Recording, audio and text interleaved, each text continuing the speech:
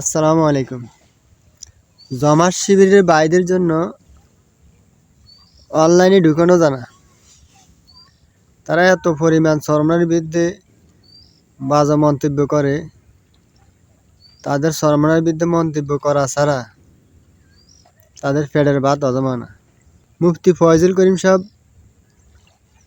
বরিশাল ৫ আসন ৬ আসনে তিনি প্রার্থী হয়েছেন। সেখানে জামাত শিবির তারা মনোনয়ন দিয়েছে এবং প্রার্থী হয়েছে। অথচ জামাতের আমির ডক্টর শফিক সাহেবের এলাকায় ইসলামী আন্দোলন চরমনায় কোনো প্রার্থী দেয় না। এটা হচ্ছে মানবতা, এটা হচ্ছে দলের প্রতি একটি ভালোবাসা এবং অনুপ্রেরণা। কিন্তু জামাত শিবির দেখা যায় পীর সাহেব চরমনায় সেখানে তারা প্রার্থী দিয়েছেন। মুফতি ফয়জুল করিম সাহেব সেজন্য বলছেন কীভাবে তাদের সাথে জোট করা যায়। তারা তো আমাদেরকে এগ্রিফাইস করে না, তারা ইসলামী আন্দোলন এবং চরমনাইকে নিয়ে কোনো আলোচনা এবং সংলাপ করতে চায় না। আর এনসিপি নতুন একটি জোট বা নতুন দল এনসিপি, তাদেরকে ৩০ আসন কীভাবে দেয়? চরমনাইকে আসন দিতে চায় তারা ৪০ থেকে ৪৫ আসন। আর এনসিপি নতুন হিসেবে তাদেরকে ৩০ আসন কীভাবে দেয়, এটা আপনাদের কাছে আমাদের জানা। এবং অনেকে চরমনাই পীর সাহেবকে নিয়ে ট্রল করতেছেন। কেউ বলে জর্দা বেশি খেয়ে নিয়েছে, কেউ বলে চরমনাই পীর সাহেব মুনাফিক হচ্ছে। আসলে মুনাফিক তো জামাত শিবির ভাই আপনারা তো জোটের যে সিদ্ধান্ত সেটা থেকে আপনারা বঞ্চিত করেন। কারণ একজন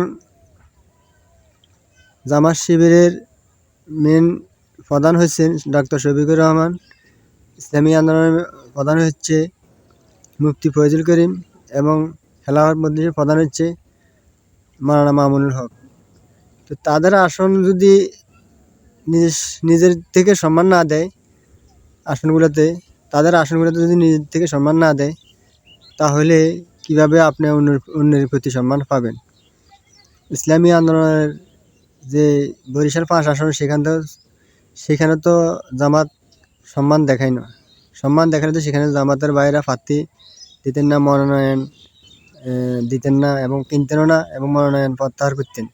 আসলে তারা তো মনোনয়ন প্রত্যাহার করে না। তো জামাত শিবির ভাইদেরকে বলবো, আপনারা যা করছেন বিষয়টা বেশি অতিরিক্ত বাড়াবাড়ি হয়ে যায়। আপনারা আপনাদের নেতাকর্মীদেরকে লাগাম টানি ধরেন, নয়তো আমরা ভবিষ্যতে অনলাইনে আপনাদের বিরুদ্ধে কথা বলতে বাধ্য হব।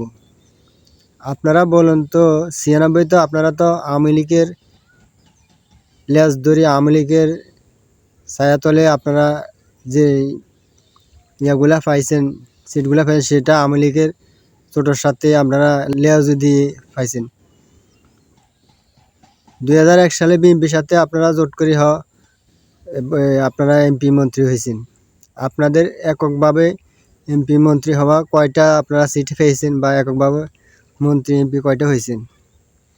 অবশ্য যদি আপনারা এরকম এককভাবে দল বা ১০টা-২০টা সিট পেয়ে থাকেন তাহলে কমেন্ট বক্সে জানাবেন।